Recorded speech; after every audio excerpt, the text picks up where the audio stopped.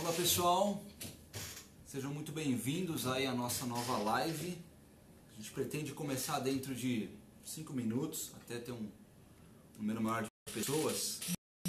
Agora são 4h03, então por volta das 4h08 a gente começa, tá ok? Obrigado pela presença de cada um de vocês. É a nossa segunda live, né? Segunda live. A primeira foi muito boa. Não sei se vocês participaram, mas a primeira foi a respeito de Deep Learning, né, Leandro? Deep Learning. Aliás, eu quero deixar aqui um recado. Se vocês quiserem ver essas lives aqui novamente, elas ficam disponíveis no nosso canal no YouTube, que é o Axion TV. É basicamente Axion TV, entra lá youtube.com.br, Axion TV, tudo junto. E vocês vão encontrar não só essa live aqui, mas todo tipo de material que a gente cria, né? Acho que lá você vai encontrar vários vídeos de webinars que nós fazemos durante o ano. Então, se eu não me engano, são mais de 200 vídeos disponíveis em webinars, treinamentos de produtos. Então tem bastante conteúdo, tá? Uma outra dica, talvez, eu acredito que é o nosso blog. No blog da axion.com.br. Então a gente tem uma quantidade de informação nas 4 verticais que nós trabalhamos, né? Na vertical de TI Network, Telecom, Segurança e BMS, que é Building Management Systems, que é a parte de automação predial. Então entrem lá, fiquem à vontade, eu acho que tem bastante conteúdo que eu tenho certeza que vocês vão aproveitar bastante. Com certeza. E obviamente, eu falo de algumas coisas novas que aconteceram na Axion nesse meio tempo. Acabamos de fechar uma parceria com a Panda Security, né? Sim, fabricante espanhola, né, de antivírus, bem conceituada no mercado. Está trazendo uma solução relativamente competitiva com o mercado, mas muitas novidades. Sim. E não somente ela, né? Exato. Câmbio, deixa eu trocar minha cadeira que está fazendo um barulho aqui bem grande. Deixa eu ver se essa aqui melhora. Aqui. Câmbio Networks, né? Isso. Que é a parte de rádios. Rádio, Access Point. Access Points. A Cambium fez parte da Motorola e, enfim, as cadeiras estão meio difíceis, não quero mais mexer.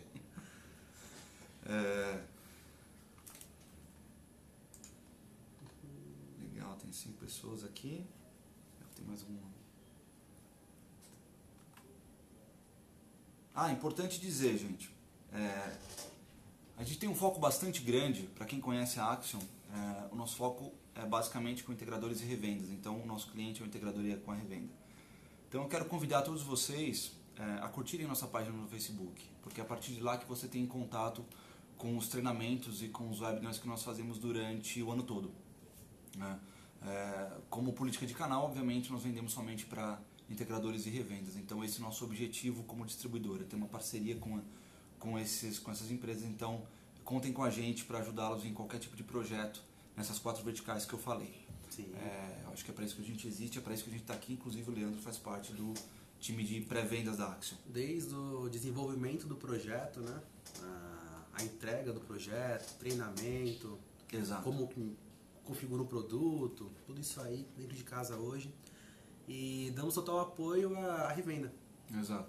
Isso é no nosso DNA. A Axion nasceu em 2010, então temos um bom tempo aí no mercado e com isso a gente acumulou um grande número de revendas e integradores. E para quem trabalha com a gente sabe que o nosso foco é principalmente com esse tipo de público e sempre vai ser dessa forma. Tá? Então contem com a gente no que vocês precisarem, tanto em termos técnicos quanto em termos comerciais. Podem contar com a Axion para uma boa negociação comercial. Que horas são? 4h07. Já tem bastante gente aqui. Acho que a gente pode iniciar. Pode começar, né? Legal. Gente, primeiramente, novamente, muito boa tarde a todos vocês. Obrigado por estarem juntos aqui na nossa segunda live. Espero que seja tão boa quanto foi a primeira. Sim. Acho que a gente está um pouco menos nervoso do que foi a primeira, né? A primeira foi meio complicado. A gente está começando a acostumar um pouco mais com isso agora. A ideia dessa live é a gente falar um pouco sobre as tecnologias emergentes que a Gartner faz um levantamento todo ano. Primeiramente eu quero falar um pouco o que é a Gartner, do do que se trata a Gartner? A Gartner, na verdade, é uma consultoria americana que se transformou num dos maiores formadores de opinião quando a gente fala de tecnologia, né? Ela começou com uma consultoria em meados de 1979 e ela se consolidou também com um braço de pesquisa muito grande. Tanto que, para quem conhece, a Gartner tem um quadrante mágico, que possivelmente é um dos maiores, talvez seja uma das maiores fontes de pesquisa por parte dos CIOs, gerentes de TI, justamente porque ali é que a Gartner coloca todas as suas principais soluções do mercado, claro. E esse quadrante mágico ele é visto com uma importância bastante grande, né? Hoje, se você for em qualquer empresa, seja de médio, às vezes até pequeno porte ou grande porte, a primeira coisa que ele pergunta se por acaso aquela solução que você está ofertando para ele está presente no quadrante mágico da Gartner. Olha, exato. Você tem uma solução X, uma solução de switch, ou uma solução de access point, ou uma solução de segurança. Ele sempre pergunta, olha, qual é a sua posição dentro do quadrante mágico da Gartner? Então, isso ganha, sem dúvida, uma relevância bastante grande pro fabricante estar presente dentro desse quadrante. E então a Gartner se consolidou de maneira muito forte por ter um braço de pesquisa bastante grande, né? E além disso, além de ser uma consultoria e terem esse braço de pesquisa, eles fazem eventos no mundo todo. Sim. E são bem conhecidos por isso, né? E hoje a gente trouxe, obviamente a gente não vai falar... peraí. Tem gente falando talvez que o som tá baixo, deixa eu ver aqui. Gente, vocês que estão assistindo a live, vocês estão percebendo por acaso algum som muito baixo? Vocês podem colocar aqui, por favor, no próprio Facebook? Estou vendo que o Cabral Francisco reclamou talvez do som baixo. Não sei se todos talvez estão tendo o mesmo problema.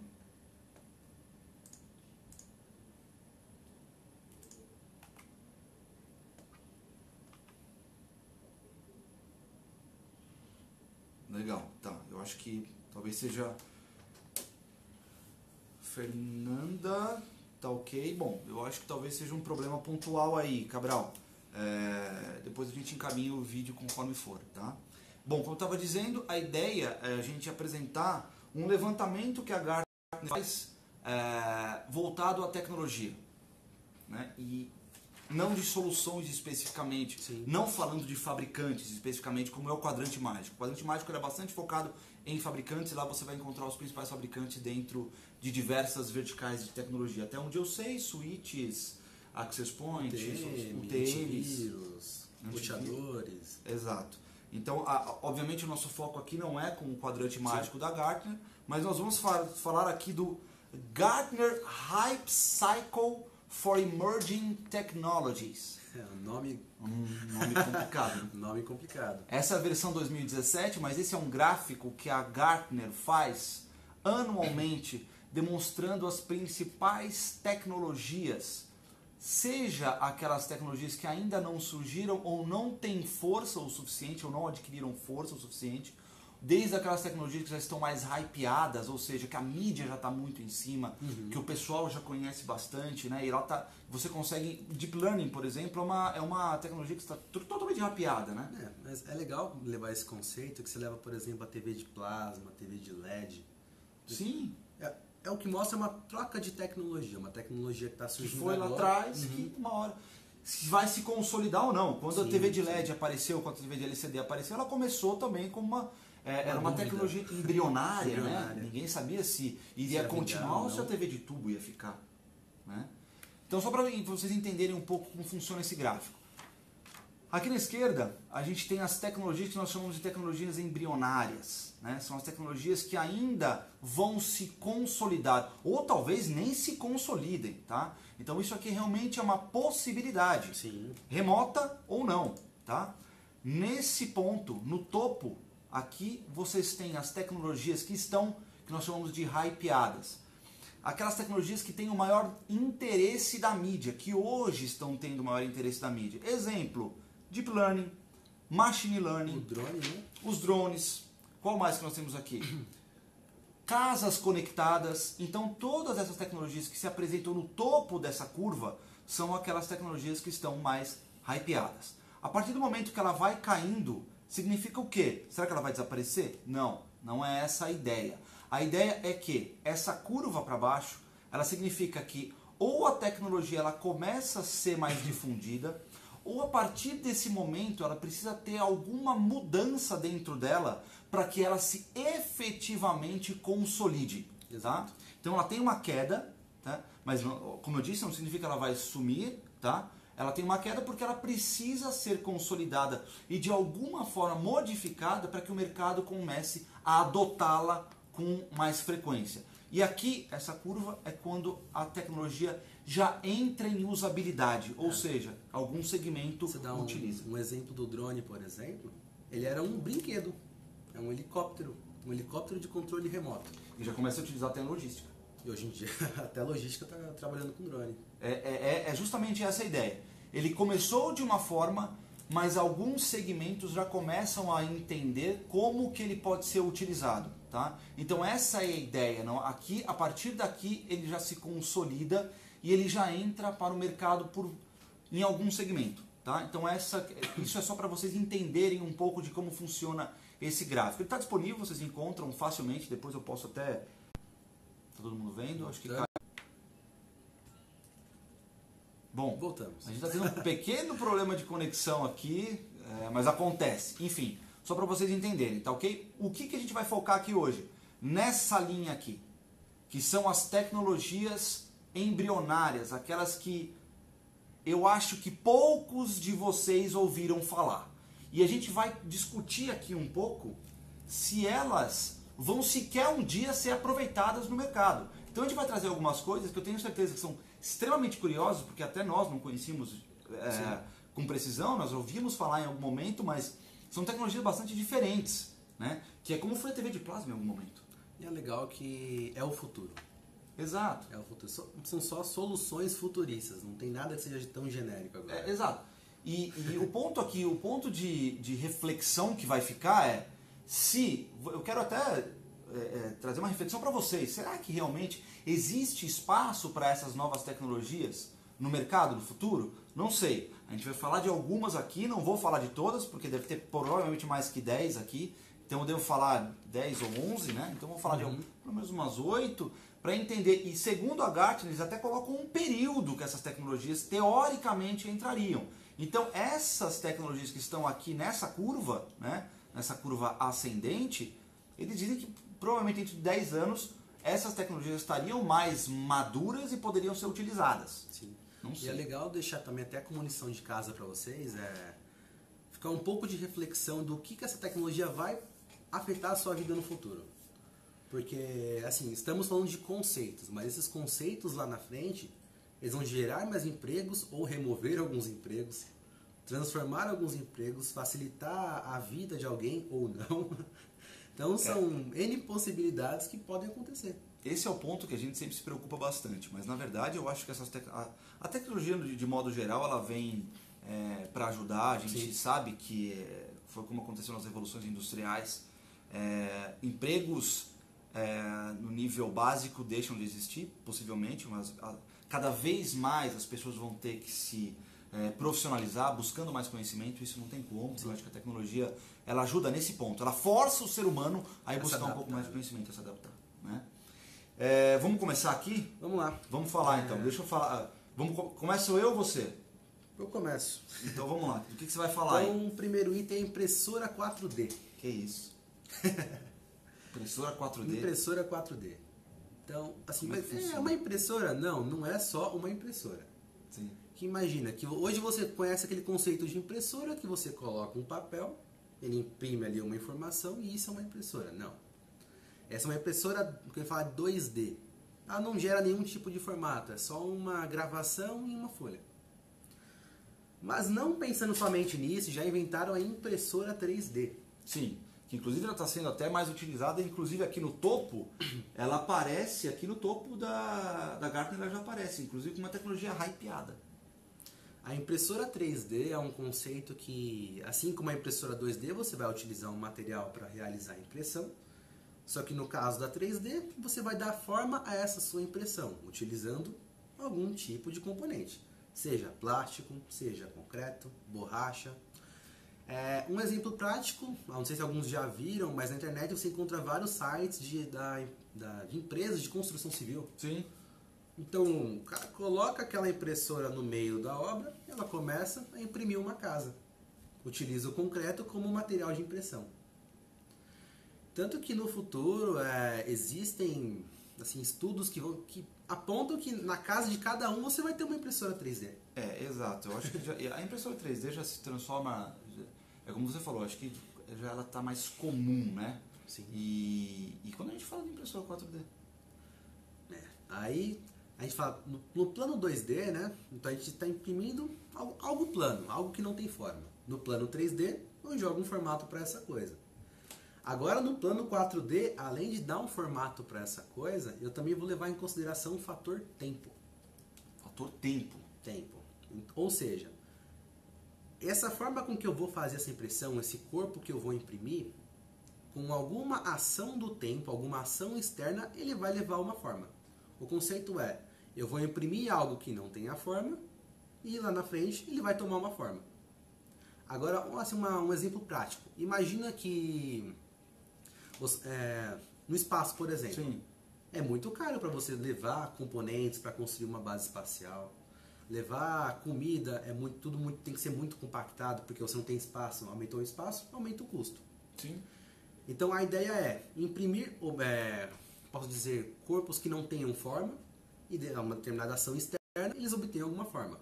Então você imprime um pacote que não tem forma e mediante a inserção de calor, por exemplo, ele pode tomar forma de uma casa.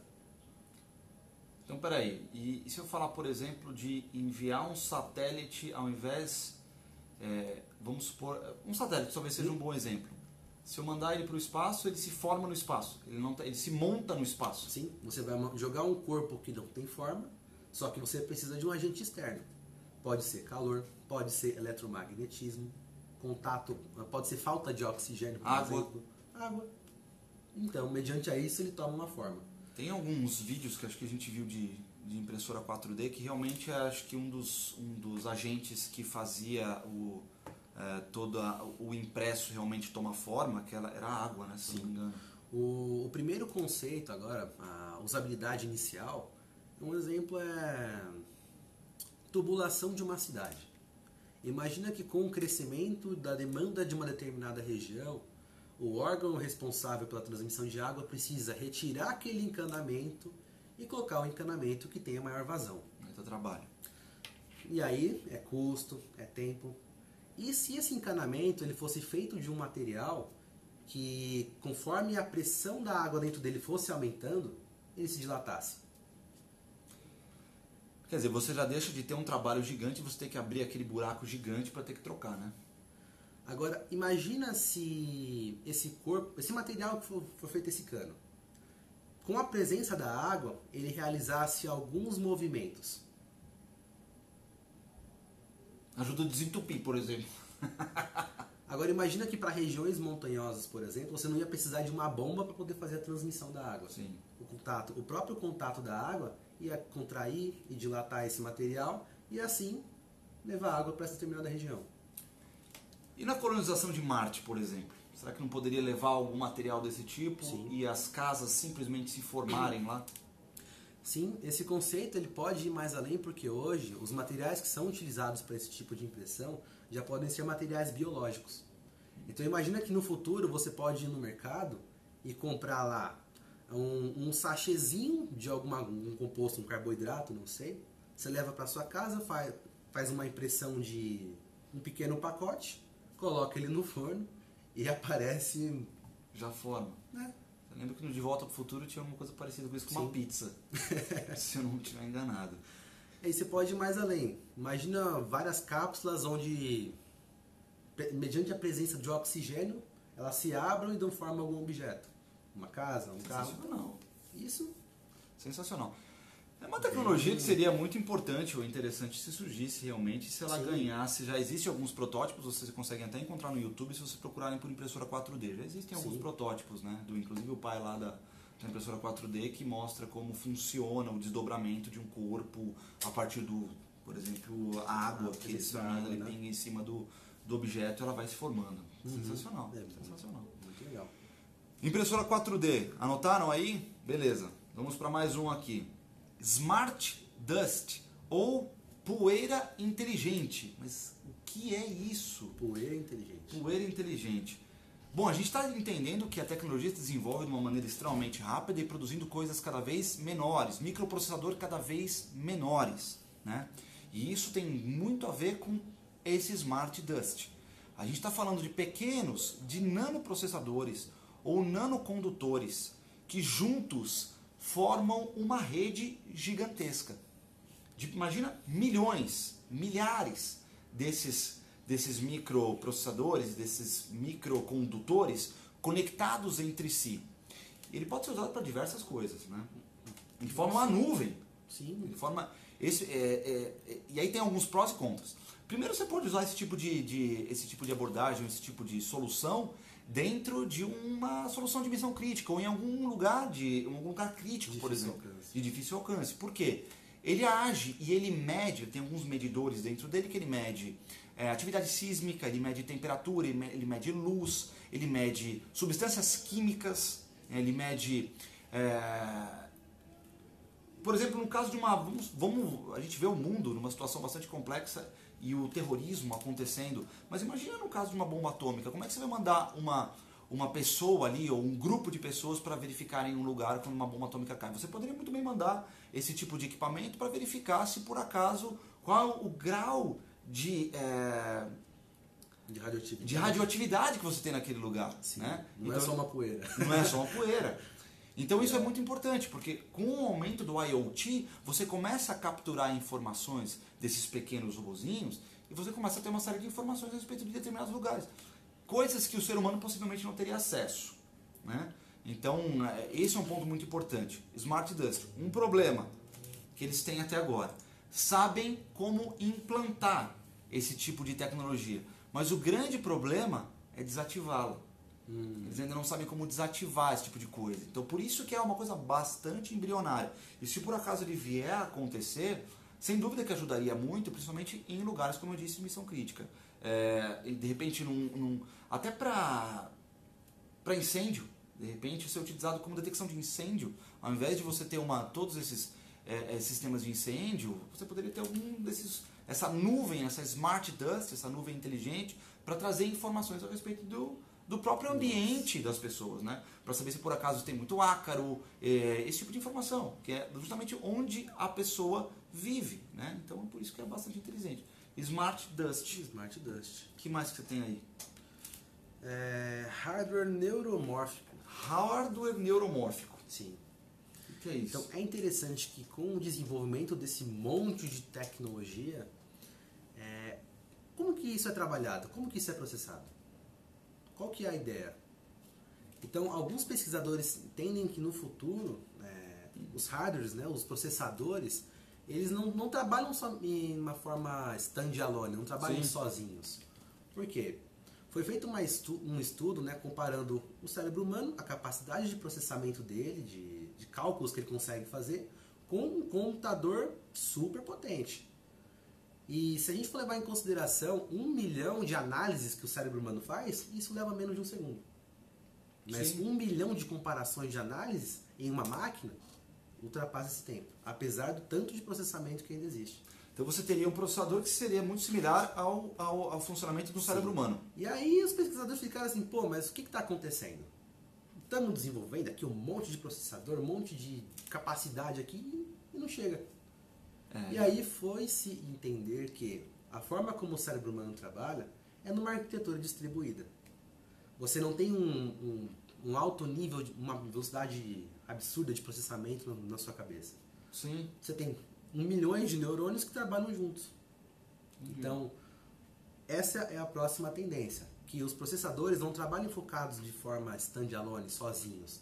Que esse processamento, essa análise de informação seja distribuída por todos os neurônios ou todos os processadores. Sim. Quer dizer, você tem um cluster. Você tem um cluster gigantesco. Um cluster gigante de como se fosse similar a um cérebro humano. E um bônus em relação a isso é porque o cérebro humano, na função dele, ele não trabalha 24 horas com a capacidade máxima de processamento.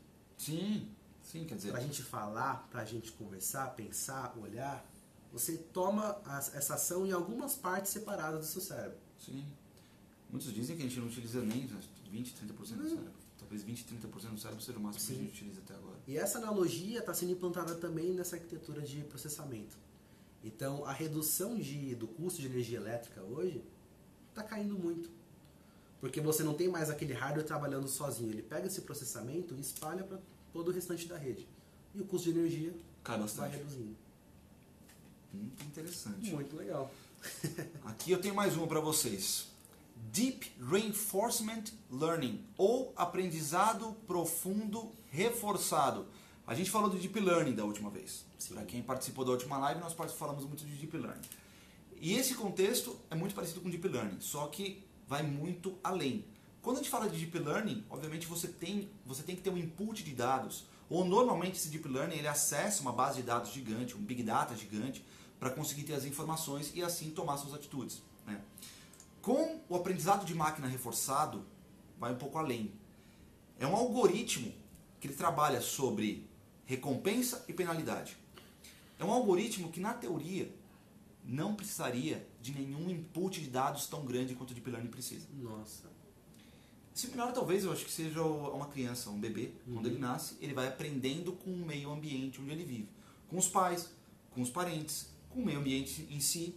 Ele vai aprendendo com aquilo. A ideia é justamente essa, onde você não precise de um input de dados tão grande e a tecnologia por si só é capaz de aprender. Eita. Esse é o aprendizado de máquina reforçado, né? O algoritmo, e aí você não precisa de nenhum cientista de dados entrando para programá-la ou para verificar. Na verdade, ela realmente cresce com aquilo que ela vai aprendendo. E tem um ponto. Tem uma programação que ela é feita dentro do algoritmo. Ela recebe recompensa cada vez que ela acerta. Então a tendência é que ela faça somente aquilo que ela acerta. O problema é o que é certo e o que é errado. Né? É aí que mora o perigo. Esse ponto é que ela tem que entender o que é complexo para qualquer... Até pra gente, muitas vezes, essa questão de certo e que é errado está um pouco vaga hoje em dia, né? Mas enfim, sem entrar em detalhes. Mas esse é um problema bastante sério, né? Se você cria uma máquina que é capaz de aprender sozinha e de se retroalimentar, né? Isso é uma loucura, né? É claro que ela pode ser utilizada e dizer onde ela pode ser utilizada absolutamente todo tipo de lugar, inclusive substituindo a gente, acho que absolutamente tudo. É complicado. Então, se ela vai ser utilizada da maneira com que ela foi concebida inicialmente, ou pelo menos o que a gente percebe, é algo que a gente tem que pensar. Eu acho que, na minha opinião de Eric, acho que não. Pelo menos eu espero que não. Ou talvez no futuro ela tenha esse espaço para dentro da sociedade, né? Talvez a gente comece a falar com Android facilmente. Então, isso é bem possível que aconteça. Inclusive, se vocês quiserem acessar depois, existe uma solução chamada AlphaGo Zero. Isso são os primeiros testes com aprendizado de máquina reforçado. Aqui é um jogo de tabuleiro onde eles colocaram duas máquinas para jogarem entre si. Um jogo de tabuleiro. Né? Então é cada uma aprendendo com o erro da outra. Tem uma hora que o nível dos jogos chega a nível absurdo. Chega a um nível tão astronômico que nem o cara que desenvolveu vai entender. Entende onde ele chegou. É exatamente isso. Então fica aí, se vocês quiserem assistir, chama Alpha com PH Go Zero. É bem interessante a forma com que inclusive o cientista explica sobre a utilidade, como ele pode ser colocado no futuro. O aprendizado de máquina reforçado. Então fica aí uma dica para vocês. Então, esse foi o aprendizado de máquina reforçado. O que mais que a gente tem aí? Digital Twin. Digital Twin. Gêmeo digital. Gêmeo digital. Caramba. Esse conceito, ele diz que você pode virtualizar uma cópia fidedigna de alguém, de uma sociedade, de uma máquina, de uma máquina. Uma aplicação prática para ficar de um fácil entendimento. Imagina que você vai fazer um check-up geral do seu corpo, o médico ele coletar todos os seus exames, beleza, e ele gera uma cópia virtual de você. Foi constatado ali uma doença. Antes dele poder operar você, ele opera a sua máquina virtual. Ou melhor, o seu clone virtual. Então, ele já consegue... Na verdade, eu não estou fisicamente, eu estou dentro de algum ambiente onde ele consegue até verificar, como você disse, se um tratamento com uma determinada droga Sim. faria sentido para aquele ser humano ou não. Eu consigo simular algo em cima desse objeto que eu tenho o clone dele. Então, ele é meu objeto, eu faço com ele o que eu quiser. Então, mediante a Big Data, as informações coletadas que eu tenho por trás de todo esse meu sistema, eu consigo ser Deus. Criar o que eu quiser em cima desse objeto. E se a gente levar, de repente, para o contexto da indústria, que talvez esteja até mais próximo, né? A gente tem o IoT, que como a gente falou antes, ele começa a mandar informações, a gente consegue captar informação de funcionamento de máquina, enfim. Vamos colocar, de repente, uma turbina eólica. Né? Sim. Você quer saber como ter um maior ganho com aquela turbina eólica, então você precisa fazer normalmente algumas mudanças naquela turbina, só que essas mudanças às vezes podem acarretar alguns problemas. São mudanças críticas. São mudanças críticas. Então valeria a pena ter um gêmeo daquela turbina eólica gigantesca para você testar algumas coisas, alguns afinamentos da máquina. Então você poderia testar algumas coisas, como mudança de angulação das pás. Então esse tipo de coisa faria bastante sentido, porque até você montar uma outra turbina eólica demora bastante tempo. E um ponto interessante quando você fala do Digital Twin é que ele vai pegar, não é só uma coisa momentânea daquele ser humano ou daquela máquina, mas ele vai pegar, através do Big Data, todo um tempo. Então, porque assim, beleza, vou mexer numa turbina eólica, mas eu tenho que me valer de um período. Ou seja, aquela turbina que está conectada, aquela turbina que está funcionando, por quanto tempo que ela está funcionando? Por 5 anos. Durante esses 5 anos, quais os tipos de mudanças de temperatura ou quais as mudanças meteorológicas que aconteceram durante esse período que precisam ser levadas em consideração? Sim. E é justamente aí que ela vai se valer do Big Data. Que esse Digital Twin é exatamente uma cópia desde o momento que aquela turbina foi instalada. Isso é muito legal, porque se a gente levar a vida real, tudo acontece porque existiram infinitas situações antes desse determinado momento. Então se a gente está falando é porque alguém inventou a internet, é porque tem energia elétrica aqui, e vai embora. Exato. E o legal do Digital Twin é isso, ele não considera só o momento. Essa Big Data para ele permite com que ele consiga simular tudo. Isso é exatamente isso. Você não precisa instalar toda a estrutura e fazer os testes nela. Não, você faz o teste justamente na cópia digital daquela que já está instalada. Eu vi uma usabilidade para o Digital Twin, para, por exemplo, a simulação de um ataque nuclear. Se você dispara uma bomba em uma cidade, ele consegue simular até o movimento que faria um prédio quando a bomba caísse. Explodisse, dependendo do epicentro dela. Ele sabe onde... E a onda de choque... realmente... Praticamente você consegue prever o futuro. Exato. Essa aplicação do Digital Twin talvez seja o que está mais próximo. Sim. Eu acredito, justamente pelas aplicações estarem mandando cada vez mais informações, estarem cada vez mais conectadas. Talvez o Digital Twin, acredito que seja algo um pouco mais próximo da realidade. Sim. E aí a gente vem para Human Augmentation ou aprimoramento humano. O que é isso? Quem que não gostaria de estar aprimorado? Quem que não gostaria de correr mais, pensar melhor, ter uma visão além do alcance, para quem conhece Thundercats, né? Ou ter uma força descomunal. Isso é do que se trata o Human Augmentation ou o aprimoramento humano. Não sei se é da sua época, acredito que não. Eu assisti muito pouco, mas para quem viu aí O Homem de 6 milhões de dólares, uma série antiga, ou para quem assistiu o Robocop, aquilo é o melhoramento humano. Né? Aquilo é o que se diz como mais perfeito que a gente tem de melhoramento humano. Claro, não na situação que aconteceu. Mas pode ser que sim, pode ser que a pessoa tenha algum problema, alguma doença, mesmo a pessoa tetraplégica, ou enfim, ou paraplégica, ela pode ser melhorada de alguma forma. E aí a gente fala também, aqui entram os exoesqueletos. né? Sim. E isso a gente já fala bastante, já está sendo bastante utilizado, inclusive por algumas empresas, né? Principalmente em área logística, o cara precisa carregar caixa, às vezes até na área militar. Sim. Você ter esse melhoramento humano dentro da área militar, você tem super soldados, né? Você tem super soldados, você acaba tendo ciborgues, pessoas que têm uma força descomunal que podem ser utilizados das mais diversas formas possíveis, né? Então é disso que se trata. Por exemplo, eu quero ter uma visão muito melhor, então de repente eu posso substituir o meu olho por uma lente que seja perfeita, que eu consiga enxergar perfeitamente à noite, por exemplo. Sim. Ou eu consiga dar um zoom que eu não conseguiria ter, obviamente, dentro da minha visão normal. Isso é meio complicado porque, levando em consideração também, pode voltar por biohack, né? Já ouviu falar? Biohackers? É. Explica pra mim. Então imagina se você colocar um microprocessador no seu dedo, capaz de injetar ataques pelo seu dedo. Então você coloca seu dedo no caixa eletrônico e dali sai dinheiro. Acho que você comentou isso uma vez comigo e para alguns pode ser considerado um melhoramento, isso aí, um aprimoramento de alguma forma, sem dúvida. É um aprimoramento. Quer dizer, você tem dentro do seu dedo, você tem uma forma de conseguir injetar ali um malware e ele começa a cuspir dinheiro do nada, o caixa eletrônico. Não é impossível. Não é impossível. Inclusive, já encontraram um caso disso. Já encontraram um caso? Eu posso até mostrar para você depois. Mas já foi encontrado um caso de um rapaz que ele não conseguia, assim, dar comandos, mas ele conseguiu injetar um ataque. Injetar um ataque com essa solução. Realmente aqui o céu é o limite, né? Você ter esse tipo de aprimoramento, você pode ter um pensamento muito mais apurado, você pode ter força, como a gente falou, força muito maior. Uhum. É disso que se trata. Inclusive já existem vários estudos e de algumas pessoas, inclusive, testando.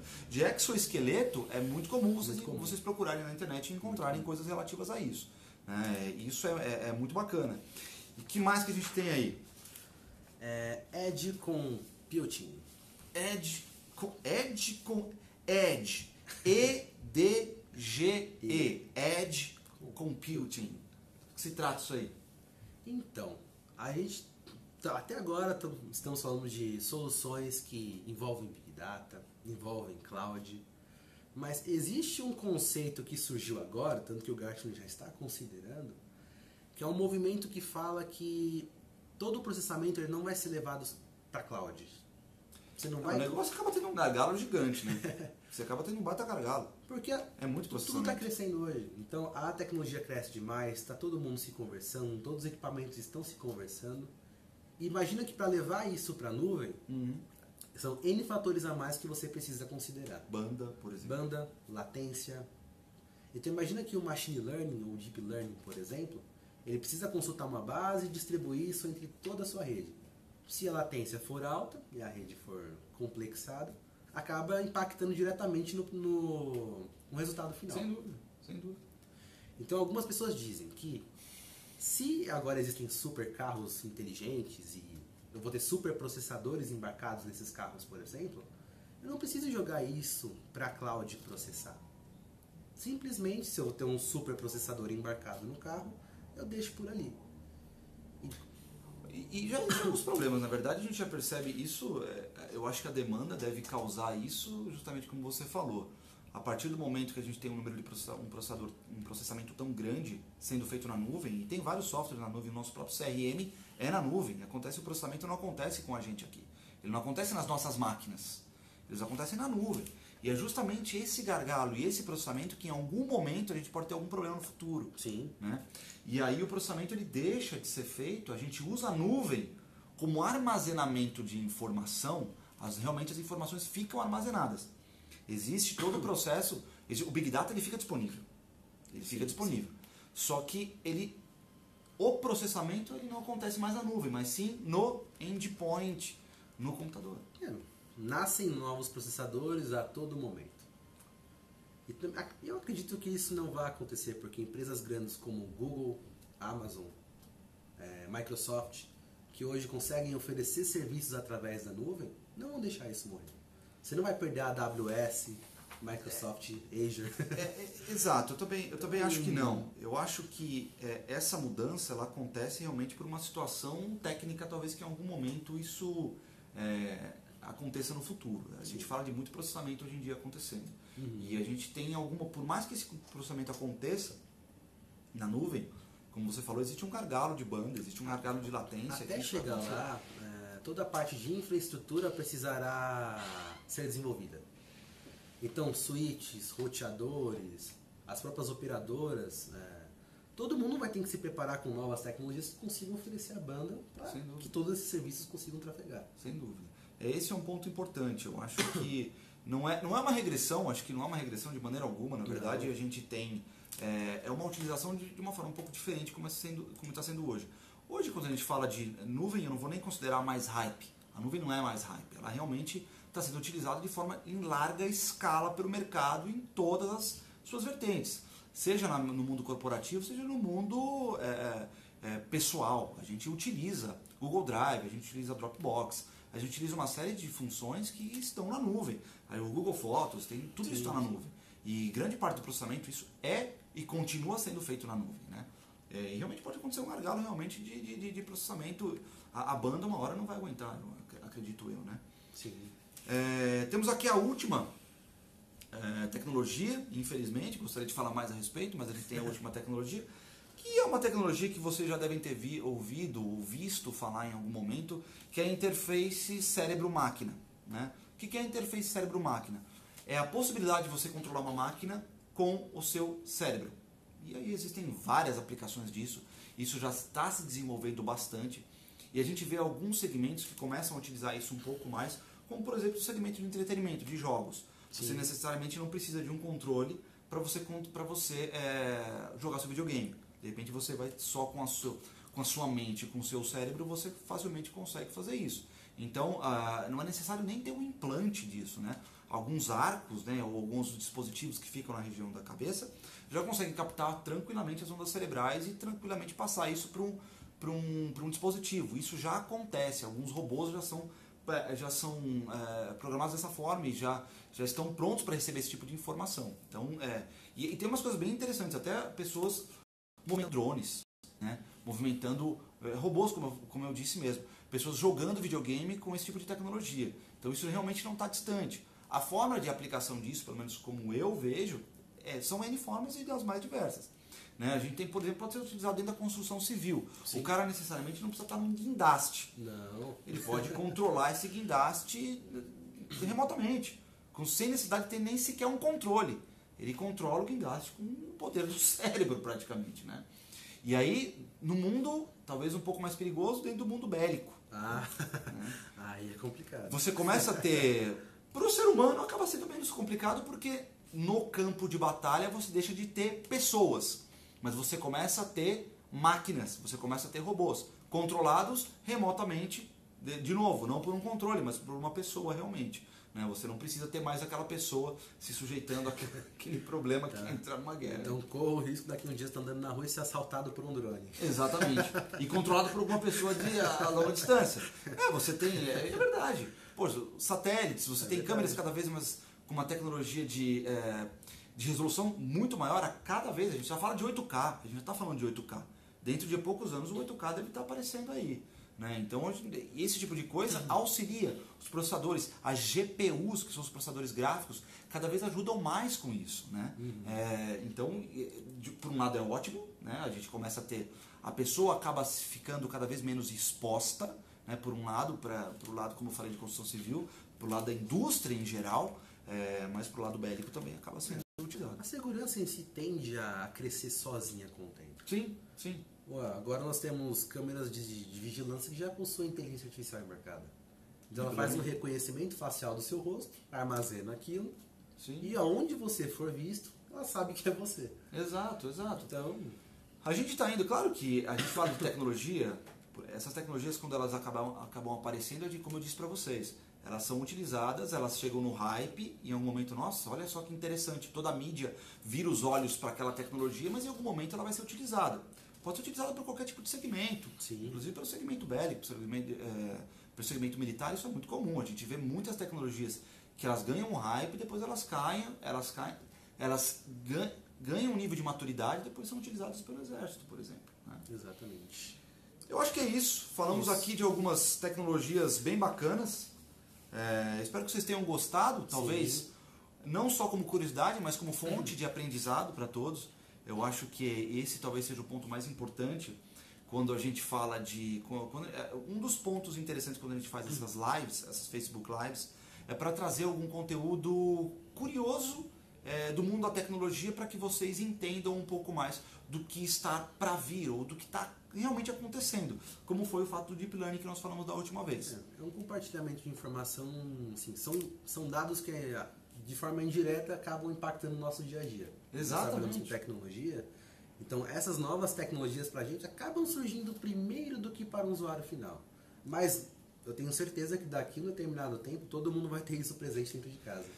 Um ponto importante, talvez até por nós sermos distribuidores, a gente acaba tendo contato com N fábricas, né, que oferecem N tipos de serviços até, né, serviços e produtos diferentes.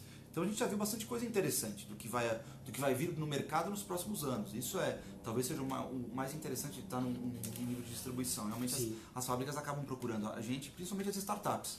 A gente vê várias startups e a gente percebe que essas novas tecnologias, muitas vezes, elas acabam surgindo das startups, que começam a testar coisas novas, né? E aí depois vem aquela grande empresa e acaba comprando, né? Incorporando aquela tecnologia. Exatamente. Isso é muito comum e acaba acontecendo realmente. Eu acho que é isso, gente. São 4h49. Tá difícil a gente fazer uma live com menos tempo, né? 15 minutos. Mas acho que o importante não é só o tempo. O importante é se vocês gostaram ou não, se foi válido como conteúdo para vocês ou não. De novo, eu quero agradecer a todos vocês. Vamos disponibilizar depois esse vídeo lá no nosso YouTube. Sim. De novo, quero dizer Axion TV, tudo junto. Procurem lá, tem diversos vídeos disponíveis, inclusive a última live estava lá. Ficaremos muito felizes se vocês aparecerem lá para receber um pouco mais de conteúdo. E compartilhem com a gente o que vocês tiverem de dúvida, de curiosidade, novos temas para as próximas lives. Estamos abertos. Ficou em dúvida com relação a alguma tecnologia? Manda pra gente aqui no próprio Facebook, compartilha com a gente a sua dúvida que a gente vai ficar muito feliz em poder responder. Isso aí. Valeu, gente. Obrigado e até a próxima.